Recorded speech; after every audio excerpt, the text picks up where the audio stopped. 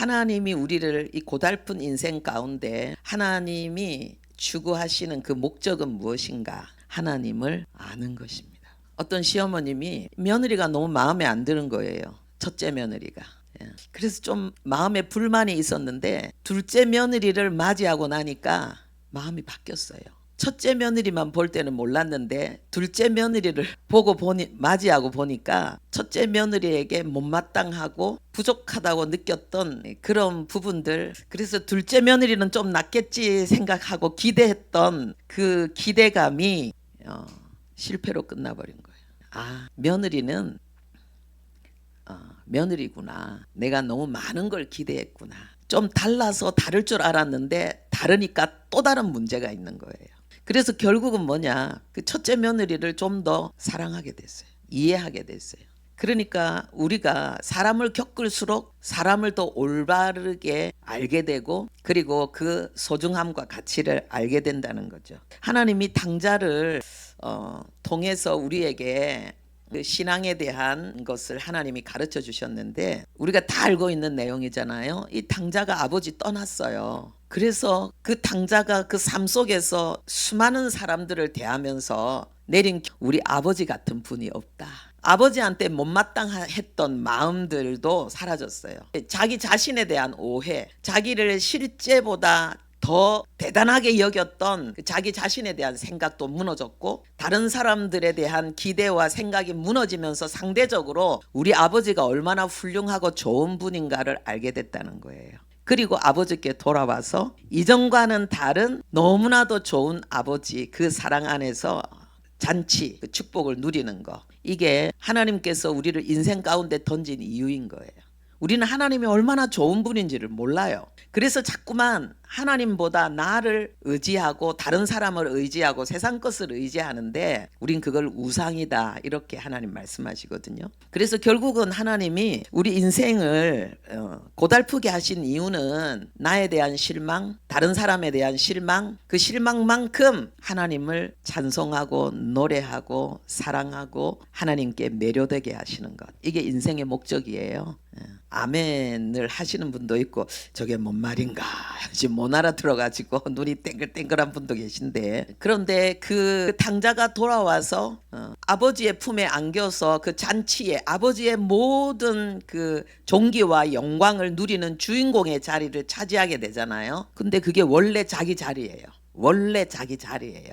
근데 전에는 그 자리에 있으면서도 그 자리가 못마땅했는데, 인생 가운데서 실패하고 좌절하고 절망하고 배고픔에 비명을 지르고 댕글댕글 구르면서 사람들에게 상처받고 원한 맺힌 그 서러운 시간을 거치고 나니까 다시 돌아온 그 자리를 이제 누리게 되는 거예요. 겸손해진 거죠. 그래서 우리가 참 깨닫는 게, 성공보다 실패가 더 큰 일을 하는 거예요. 장점보다 단점이 더 큰 일을 하는 거예요. 그렇게 치면은 좋은 건 좋은 거고 안 좋은 건 더 좋은 거예요. 그래서 하나님은 우리에게 항상 기뻐해도 된다. 너의 삶을 항상 기뻐하는 삶으로 내가 만들었다. 하나님 이렇게 말씀하고 있습니다. 결국은 하나님은 인생 속에서 사람에 대한 그러한 새로운 생각들로 우리를 제자다운 삶으로 이렇게 업그레이드 시키고 계신데, 우리가 첫 번째 생각할 것은 뭐냐? 제자는 그리스도의 대사다. 이 제자는 내가 이제 하나님을 위해 살고 싶다. 하나님의 영광을 위해 살고 싶다. 나도 영혼 구원을 위해 이제는 살겠다. 이렇게 결심하고 그 목표와 그 목적을 향해 나가는 사람, 이 사람이 제자인데, 하나님은 이런 그리스도인을 하나님은 세상 가운데 보내서 살게 하는 자라. 그런데 하나님이 그런 사람은 세상에 있는 그리스도의 대사다, 이렇게 말씀하고 있습니다. 그런 제자들은 예수님이 자신과 동일시한다는 거예요. 자신과 동일시한다는 거예요. 그들을 대접하는 자는 나를 대접하는 거라는, 그들을 거절하는 자는 나를 거절하는 자라는, 그리고 그들을 기쁘게 맞이하는 자에게는 내가 상을 주겠다. 우리가 인생을 살면서 아주 많은 실패와 좌절을 느끼면서 우리의 자존감이 떨어지거든요. 그런데 우리의 자존감을 가장 우리가 상상하는 그 이상으로 충족시키는 분이 계신데, 그분이 하나님이에요. 하나님은 나는 너를 나와 동일시 여긴다 그랬어요. 바울이 예수님에 대해서 처음 들었던 말씀이 뭡니까? 나는 교회와 하나다. 교회와 나는 하나다는 거예요. 이것은 뭡니까? 예수님이 교회를 자신과 동일시한 거예요. 그게 바울이 들었던 초성이에요. 예수님으로부터 평생 처음으로 들었던 메시지는 나는 네가 핍박하는 예수다. 네가 교회를 핍박하지. 그런데 그 교회가 바로 나다. 이게 바울이 들었던 첫 번째로. 교회가 뭡니까? 우리잖아요. 내가 교회잖아요. 하나님은 나를 하나님 자신과 동일시합니다.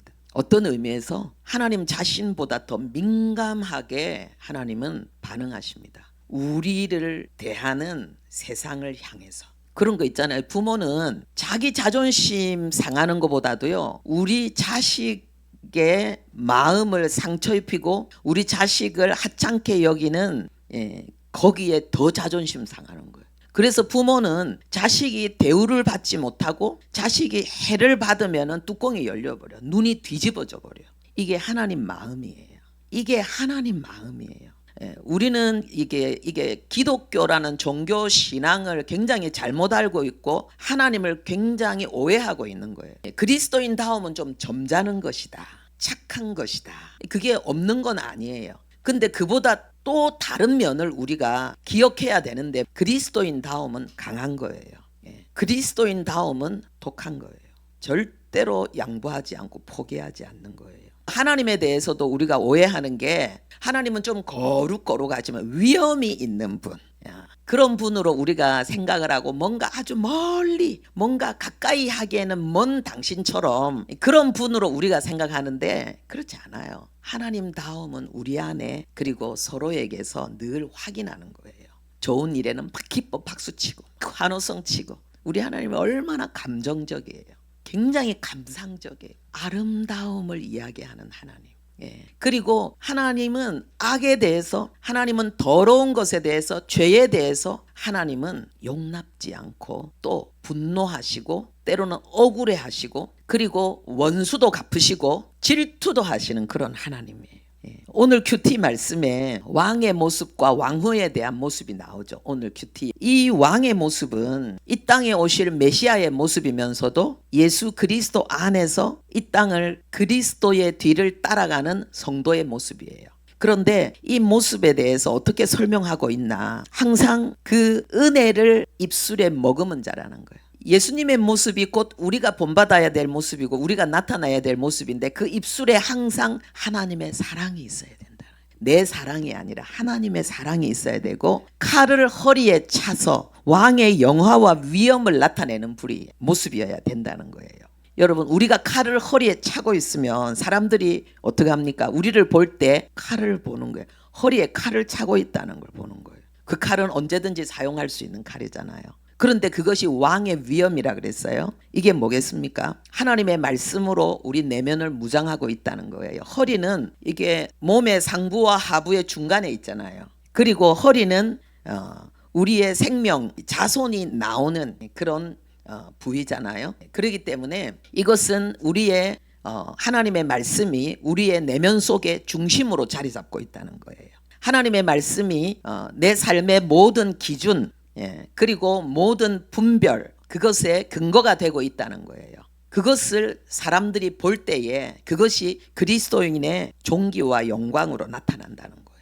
그리고 또 화살로 원수의 염통을 관통해서 쓰러뜨리는 게 왕의 모습입니다. 화살도 뭡니까? 이 칼도 예수 그리스도 하나님의 말씀이고 이 화살도 예수 그리스도, 특히 복음을 이야기하는 거예요.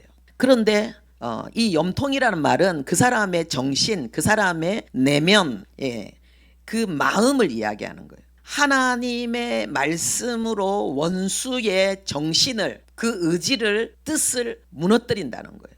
그래서 허리에 차고 있는 칼은 내면의 나를 무장시키는 거고, 그리고 쏘는 화살은 말씀으로 적을 물리치는, 선포되어지는 말씀을 이야기하는 건데, 여러분, 우리가 어떤 원수를 대합니까? 인생을 살아가면서 여러분 어떤 때 위기감을 느끼고 공포감을 느끼고 두려워 떱니까? 어떤 사건이, 어떤 사고가 생겼을 때 때로는 내가 무시무시한 질병에 걸려서 그런 그 이제 시한부 인생이다라는 선고를 받게 되거나, 그리고 내가 기대하고 의지했던 어떤 재물이 한순간에 사라져버리거나 명예가 사라져버리거나, 이런 것들이 원수의 공격이라고 볼 수 있거든요. 그러면은 세상은 하나님 없는 사람은 자기가 자기 재산이에요. 자기 지혜와 지식과 힘이 재산이기 때문에 그런 위기를 당하면은 멘붕이 오죠. 그런데 그리스도인에게는 하나님이 우리의 재산인 거예요. 하나님이 우리에게 말씀하신 것이 재산이기 때문에 이제는 그런 위기를 당할 때 말씀을 사용해서 그 원수를 이기는 거예요.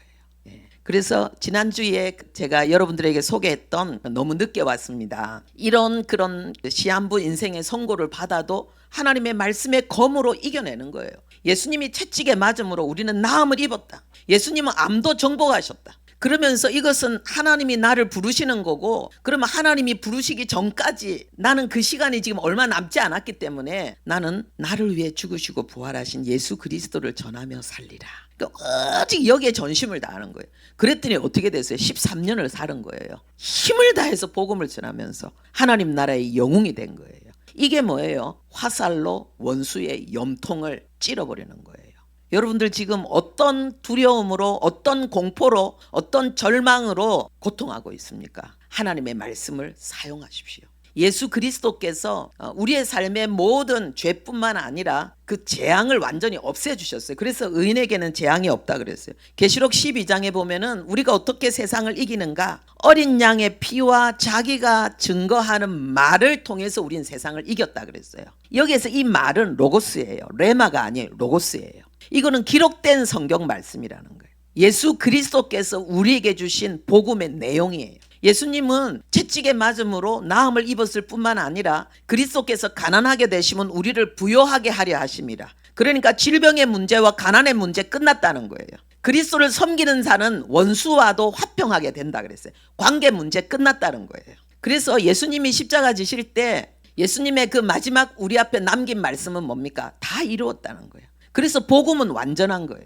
그래서 하나님은 우리의 삶을 완전하게 하신다 그랬어요. 복음의 완전함을 누림으로 인해서 문제 많고 슬픔 많고 고통 많은, 그리고 후회 많은 내 인생이 아름답게 되는 거예요. 이게 하나님의 자녀가 세상 가운데 드러낼 수 있는 그러한 아름다운 모습이고, 하나님은 이런 모습으로 우리가 세상 가운데 복음을 증가하기를 원한다는 거죠. 그리고 진리와 온유와 공의를 위해서 병거에 올라탄다. 이 병거에 올라타는 거 뭐예요? 전쟁한다는 거예요. 그리스도인은 언제 전쟁하느냐? 진리를 위해서. 진리는 하나님의 사실이잖아요. 하나님이 우리를 위해서 행하신 역사, 그게 진리잖아요. 복음이죠. 복음을 위해서 그리스도인은 복음을 사수하기 위해서 전쟁할 뿐만 아니라 온유를 위해서, 정의를 위해서, 공의를 위해서 그리스도인은 전쟁한다. 불의를 보면은 가만히 있지 않는 게 그리스도인인 거예요. 하나님의 때까지 겸손히 기다리며 싸우는 것이 그리스도인인 거예요. 그리고 정의를 사랑하고 악을 미워함으로 그리스도의 왕의 위엄을 세상 가운데 드러내는 거예요. 정의를 사랑하는 만큼 악을 미워하는 거죠. 그리고 그 옷은 달콤한 향기를 바라게 하는 것. 이게 왕의 모습이에요. 달콤한 향기. 옷은 뭐예요? 우리 행실이잖아요. 여러분 어떻습니까? 우리가 세상 가운데 비춰내야 될 모습이에요. 우리의 모습이에요. 이 말씀 붙들고 여러분 기도하시기를 바랍니다. 하나님이 이런 은혜를 주십니다. 그리고 왕후의 모습은 뭡니까? 왕후의 모습은 왕을 향한 나의 모습을 이야기하는 거예요. 왕의 모습은 세상을 향한 그리스도인의 모습이고, 왕후의 모습은 하나님을 향한 성도의 모습이죠. 크게 두 가지를 해야 되는데, 옛 백성과 집을, 아버지 집을 잊어버려야 된다는 거예요. 옛사람을 벗어버려야 된다는 거예요. 옛사람 뭐예요? 하나님 없는 세상, 하나님 없는 나의 삶 속에서 나에게 만들어진 그런 가치관, 선입견, 나의 문화, 나의 체질이 된 거, 습성이 된 거, 이거 다 없애버리고 이제는 완전히 새 사람의 모습으로, 변화된 가치관으로, 변화된 모습으로 하나님 앞에 나와야 된다는 거예요. 그래서 참 우리가 일주일 동안 삶을 살고 그리고 하나님 앞에 나와서 예배하는 이게 얼마나 좋으냐 하면은요, 일주일 동안 살아보니까 제대로 승리할 때도 있는데 실패할 때도 있잖아요. 그러면 어떻게 합니까? 회개는 내 잘못을 인정하고 돌이키는 거고, 우리에게 더 필요한 거야. 다음엔 더 잘해야지. 하나님 나에게 또 그런 기회를 주시면은 이번에는 진짜 멋지게 해볼게요. 그리고 주님 앞에 나와서 감사하잖아요. 그리고 또 다른 하루를 살아내잖아요. 그러니까 이런 삶으로 산다는 거는 너무 재밌는 거예요. 너무 재밌는 거예요. 하나님의 말씀이, 하나님의 뜻이 나에게 얼마나 실제가 되는지, 머리로 알고 있는데 그것이 삶으로 사라지는지, 이것을 계속해서 확인하고 점검할 수 있으니까 인생이 성화의 발판이 되는 거예요. 성화의 기회가 되는 거죠. 근데 그 삶을 위해서 핵심적인 건 뭐냐? 이걸 아는 거죠. 왕후의 모습으로 아버지 앞에 있는데 옛 습관을 잊어버리고 새로운 모습으로, 그리고 뭡니까? 하나님을 나의 주인으로 모시고 범사의 하나님을 경배하는 그런 모습으로 우리는 살아야 된다는 거예요. 여러분 어떻습니까? 하나님을 주인으로 모신 자는 하나님을 예배하게 돼 있어요. 굉장히 어렵고 힘들고 곤란스러운 순간에는 더더욱 하나님을 예배하게 돼 있어요. 왜요? 하나님이 나의 주인이니까. 내 문제는 내게 아니라는 거예요. 내 병도 주님의 것, 내 가난도 주님의 것, 내 슬픔도 주님의 것, 내 수치도 주님의 것. 주님이 다 해결하신다는 거예요. 그게 예배예요. 하나님이 원하시는 고백이 바로 그거예요. 우리가 그 주중에 나눴던 말씀이 그거잖아요. 우리가 큐티했던 게, 내 영혼아 왜 네가 두려워하면, 왜 네가 낙심하느냐, 그러면서 뭐예요? 하나님을 의지하라는 거예요. 하나님께 맡기라는 거예요. 그러면은 너는 하나님을 찬송하게 될 거라는 거예요. 그리스도인은 나의 어떠함으로 사는 자들이 아니라 하나님으로 사는 자들인 거예요. 그렇기 때문에 하나님을 찬송하게 되는 거예요. 하나님이 왕후에게 원하는 게 이거라는 거예요. 왕이신 나의 주님이 왕후인 나에게, 신부인 나에게 요구하는 것이, 내가 네 주인이다, 내가 너를 책임진다. 남자분들이요, 어떤 아내를 좋아할 것 같아요? 어떤 아내 때문에 행복할 것 같아요? 남자들은요, 아내가 자기보다 너무 똑똑하고 잘나면 피곤해요. 남자들은 아내가 언제 좋으냐? 자기한테 기댈 때. 한 달 동안 수고해가지고 월급 갖다 주면은 그 월급이 그냥 태산처럼 큰 걸로 여기고, 이거 나한테 갖다 주려고 당신은 얼마나 많이 수고했어요. 그러면서 그것을 소중하게 여기고 기뻐하면서 즐거워하면서 그것을 누리는 거, 그게 남편이 좋아하는 거잖아요. 하나님이 우리에게 원하는 게 그거라니까요. 하나님은, 내가 하나님을 위해서 일 잘해갖고, 하나님 나 이번에 이거 했어요 그러면서, 하나님은 그런 내 모습보다도요, 하나님 감사해요, 하나님 덕분에 이번에 또 이런 기적을 제가 체험했어요. 하나님 저는 걱정 안 해요. 하나님이 도우실 텐데요. 하나님이 나의 힘이잖아요. 그래서 나는 아무 걱정 안 해요. 아무 염려 안 해요. 하나님이 미쳐버립니다. 좋아서. 그래서 영생은 뭐냐? 영생, 하나님의 생명으로 우리가 살아가는 것, 그 삶은 뭐냐? 하나님과 그의 보내신 자 예수 그리스도를 아는 것, 이게 영생이라 그랬어요. 아는 것. 여러분 어떻습니까? 여러분은 하나님을 얼마나 알고 있습니까? 성경이 말하고 있는 하나님, 그러니까 하나님이 직접 나는 너에게 이런 존재다라고 말씀하시는 그 내용이 얼마나 여러분의 영혼 속의 기쁨이고 만족입니까? 소망입니까? 하나님이 원하는 건 그거예요. 그래서 우리가 하나님을 위한 그 제자의 삶을 살아야 되는데, 문제가 뭐냐 하면요, 하나님은 우리를 세상에 하나님의 그리스도의 대사로 파송했다 하는데, 그래서 하나님 자신과 우리를 동일시 여기는데, 하나님의 모든 것을 아낌없이 다 우리에게 주는데, 중요한 건 내가 나를 세상의 그리스도의 대사로 인정하지 않는다는 거예요. 이게 문제예요. 여러분, 대사가 밖에 나가면은, 다른 나라에 한국의 대사가 가면은 그 사람에게는 모든 게 다 부여됩니다. 집도 부여되어지고 차도 부여되어지고, 그 사람의 대사 역할을 할 수 있는 모든 데 필요한 것들을 제공해 줄 수 있는 참모진, 연구하고 노력하는 참모진도 다 정보 다 제공하고, 이 사람을 보호하고 호위하는 모든 게 다 제공되어집니다. 그래서 나라가 부한 만큼, 나라가 번영한 만큼 그 대사는 목에 힘주고 큰 소리 치면서 거기에서 그 나라의 영광을 다 누리는 거예요. 근데 대사가 자기가 대사인 줄도 모르고, 대사에게 어떤 것이, 어떤 권리가 주어졌고 어떤 영광이 주어졌고 이런 것도 모르고, 그래서 모르니까 누리지 못하고, 그런 어리석은 모습을 하니까 그 대사의 사명을 감당 못하는 거예요. 하나님은 완벽하게 대사의 역할을 감당할 수 있는 모든 걸 주셨는데, 이걸 모르니까 항상 내가 가지고 있는 조그만 그거 가지고 달달달달달달 떨고 있는 거예요. 그래서 우리가 하나님을 위해서 뭔 많은 일을 하기 이전에 내가 대사라는 걸 알아야 돼요. 하나님이 나에게 준 게 뭔지를 알아야 돼요. 알아야 누릴 수 있죠. 이 성경을 읽는 거예요. 이 보물창고예요. 복음의 사용 설명서. 복음이 뭐냐? 어떻게 이걸 사용하냐? 성경. 아는 만큼 누리는 거예요. 아는 만큼 누리는 거예요. 우리가 그걸 알 때 세상은, 대사의 삶을 누리는 우리를 통해서 세상은 하나님을 알게 됩니다. 질문하겠습니다. 일상에서 예수 그리스도의 겸손과 거룩을 여러분 어떻게 드러내고 있습니까? 영혼 구원을 위해서 가장 강력한 힘인 예수 그리스도의 닮음인 것을 여러분은 믿습니까? 제가 말을 좀 잘 못하는 것 같아요. 너무 중요한 내용인데 여러분들에게 지금 설명이 좀 잘 안 된 것 같은데, 그리스도의 대사로 사는 것은 그리스도다움을 세상 가운데 나타내는 거라 이 말이에요. 그래서 내가 그리스도를 위해서 살고자 할 때 나에게 첫 번째 의무는 나는 하나님을 위해서 하나님이 기뻐하는 이것도 하고 뭐 전도도 하고 다른 사람을 뭐 사랑으로 섬기고 봉사도 하고 희생도 하고 섬김도 하고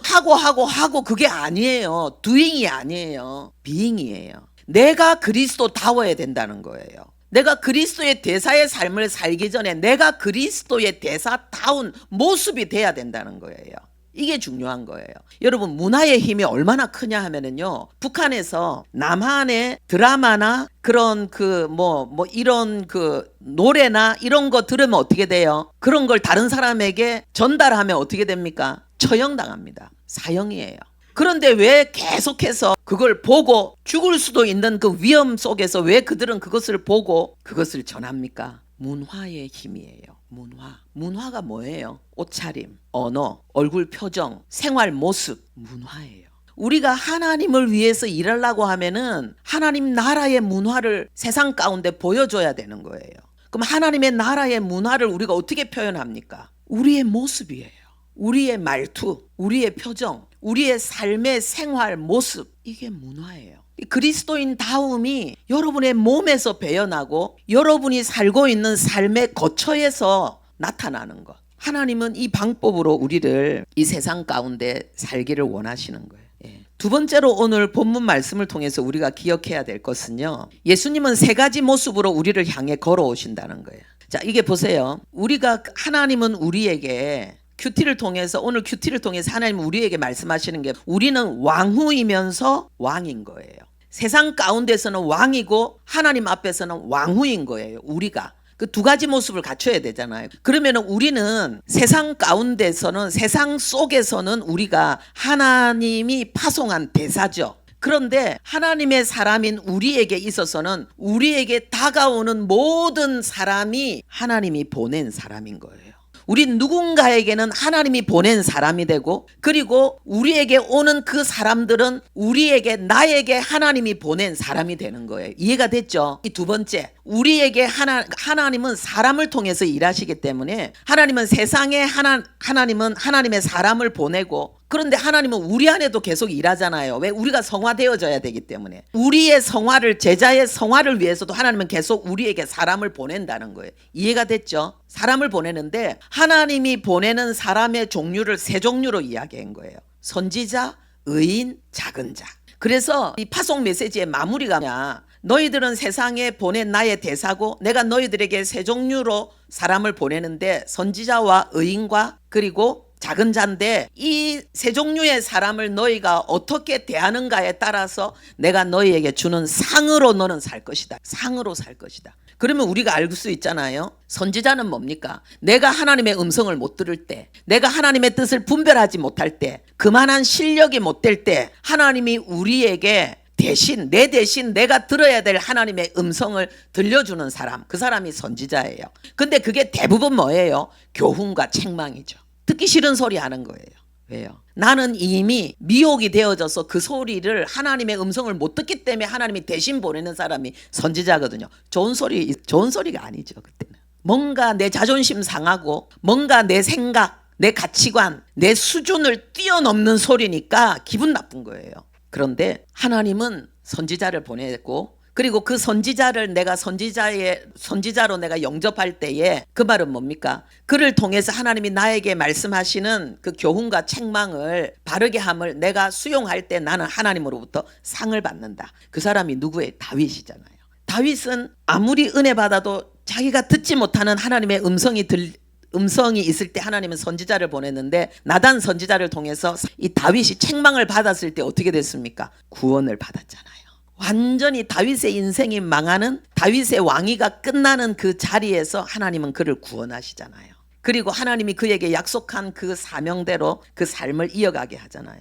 그런데 선지자를 거절한 사람 솔로몬, 다윗의 아들 솔로몬은 은사 중에 최고 은사. 솔로몬 같은 은사는 전무후무한 은사였어요. 그는 이 땅의 모든 걸 다 가진 자였어요. 그러나 그는 하나님은 아니잖아요. 그렇기 때문에 자기가 듣지 못하는 하나님의 음성이 있고 자기 신앙으로 그리고 그 자기 중심으로 해결할 수 없는 문제 속에 빠졌을 때 하나님이 선지자를 보냈는데 솔로몬은 어떻게 했어요? 거절했어요. 그래서 솔로몬은 망했잖아요. 최고의 은사를 가지고 가장 수치스러운 이름, 이방 여인을 사랑한 남자 솔로몬, 나라를 쪼가리 낸, 그래서 남유다와 북이스라엘로 민족을 나눈, 두동강 낸 그런 왕 솔로몬이 됐잖아요. 뭐 때문에요? 선지자를 거절했기 때문에. 그 상을 받지 못하니까 자기 한계 속에서 뛰어넘지 못하는 거예요. 여러분 어떻습니까? 하나님이 여러분에게 보낸 선지자가 있습니까? 어떻게 대하고 있습니까? 두 번째 모습은 의인이거든요. 이 의인은 신앙의 모범을 보여주는 사람이 나에게 있다는 거예요. 신앙의 모범. 여러분 유튜브 많이 보고 설교 많이 듣죠? 그거 가지고 여러분 삶이 안 바뀌어요. 왜냐하면 여러분의 내면 속에 구체적으로 세밀하게 말씀이 내면화되고 생활화되어지는 데는 조금 더 그 길을 앞서가고 있는 사람들의 삶을 봐야 돼요. 그게 의인들이에요. 작은 교회에서 그런 일들이 이루어지죠. 그래서 이 상을 많이 받은 사람이 누구예요? 바울이에요. 바울은 이 상을 받아서 이 성경, 신약 성경에 그렇게 많은 내용을 하나님이 바울의 편지로, 바울의 신앙 고백으로 채우셨잖아요. 그걸 어디에서 볼 수 있습니까? 나보다 남을 낮게 여기라. 이건 뭐예요? 바울이 항상 다른 사람을 소중히 여기고 존중히 여기고 그 사람에게서 존경, 다른 사람을 존경하는 그 마음이 바울에게 있었기 때문에 이 글이 나온 거죠. 여러분 어떻습니까? 여러분에게 얼마나 많은 의인이 있습니까? 여러분들이 사랑하고 존경하고 하나님 앞에 감사하고 기뻐하는 믿음의 사람들이 여러분 주위에 얼마나 많습니까? 아니면은 여러분이 최고입니까? 그래서 항상 하나님이 여러분이 주신 환경과 상황 속에서 못마땅합니까? 성경은 교만은 패망의 선봉이요 겸손은 존귀의 앞잡이라 그랬어요. 교만한 사람 눈에는요 선지자도 없고 의인도 없어요. 자기가 최고 잘났으니까 항상 못마땅한 거예요. 모든 사람이 못마땅한 거예요. 그래서 망하는 거예요. 겸손한 사람은 모든 사람이 나보다 나아. 난 너무 복을 받았어. 너무 훌륭하고 귀한 사람들과 함께 있으니까 너무 감사해. 그래서 하나님이 그에게 존귀와 영광을 주시는 거예요. 하나님은 모든 그리스도인에게 존귀와 영광을 주시지만은 선지자와 의인을 잃어버리는 사람들은 그것을 누리지 못하는 것이고 선지자와 의인을 누리는 사람은 그것을 취하는 거죠. 그리고 세 번째 사람이 있는데 작은 자라 그랬어요. 이 작은 자는 마크로스라고 그랬어요. 작은, 적은 이런 걸 타고 있는 거예요. 모자라는 거예요. 돈도 없고 지혜도 없고 지식도 없고 재능도 없고 배경도 없고 그래서 뭡니까? 모자라 보이고 하찮아 보이고 은연중에 무시하는 사람, 은연중에 내가 함부로 막말하는 사람. 작은 자에게 하나님은 그렇게 하지 말고 물 한 그릇을 대접하라고 합니다. 냉수 한 그릇. 이것은 뭐예요? 내가 줄 수 있는 것. 작은 친절. 누구나 줄 수 있는 그 작은 친절을 그 작은 자에게 베풀라는 거예요. 여러분 뭐겠어요? 내 마음속에 뭔가 무시하고 뭔가 하찮게 여기고 뭔가 함부로 대하고 그런 사람을 그런 마음을 없애고 그럴수록 더 고개를 숙이고 환하게 웃어주고 존대하고 존중히 여기는 거. 누구나 할 수 있잖아. 돈 듭니까? 웃는 얼굴 돈 듭니까? 고개 숙여서 인사하는 거 돈 듭니까? 그거 하라는 거예요. 여러분 마음속에 올라오는 그 죄의 세력과 반대되는 행동을 해야 된다는 거예요. 그때 누가 하나님이 상을 주신다는 거예요. 그런데 우리는 우리 자신이 이런 그 작은 자를 우리가 존대하려고 하면은 먼저 우리 속에 있는 나의 작음을 감사로 기쁨으로 누리는 자만이 그렇게 할 수 있죠. 내 속에 작음이 있어요. 내가 부끄러워하고 내가 수치스러워하고 내가 마음에 들지 않는 나의 약함이 있고 나의 못남이 있어요. 그걸 어떻게 대해야 돼요? 그것을 여러분들이 하나님 앞에 감사로 품어야죠. 이런 나를 사랑해 주신 하나님의 사랑에 감사하면서 그것을 겸손으로 여러분들이 수용할 때에 이것을 판단하고 정죄하고 미워하고 자책하고 수치스러워 여기는 것이 아니라 하나님이 나에게 이 연약함을 주셔서 하나님이 나에게 어떤 영적인 유익을 주셨는지를 고백할 수 있을 정도가 될 때 그것을 수치스러워하는 것이 아니라 그것을 통해서 하나님이 나에게 얼마나 더 큰 일을 이루셨는지를 우리가 고백할 수 있게 될 때 우리는 많은 작은 자들을 향하여 우리는 생수를 냉수를 제공할 수 있는 그런 사람이 나도 모르게 그렇게 하는 사람이 돼요. 할렐루야. 네. 질문하겠습니다. 나에게 교훈과 책망과 바르게 함을 위해서 보낸 선지자와 의인들은 누구인가? 나는 그들을 어떻게 대하는가? 그리고 나에게 상 주시려고 내게 보낸 작은 자는 누구인가? 내가 줘야 할 냉수 한 그릇은 무엇이며 나는 그것을 주고 있는가? 한번 질문해 보시기 바랍니다.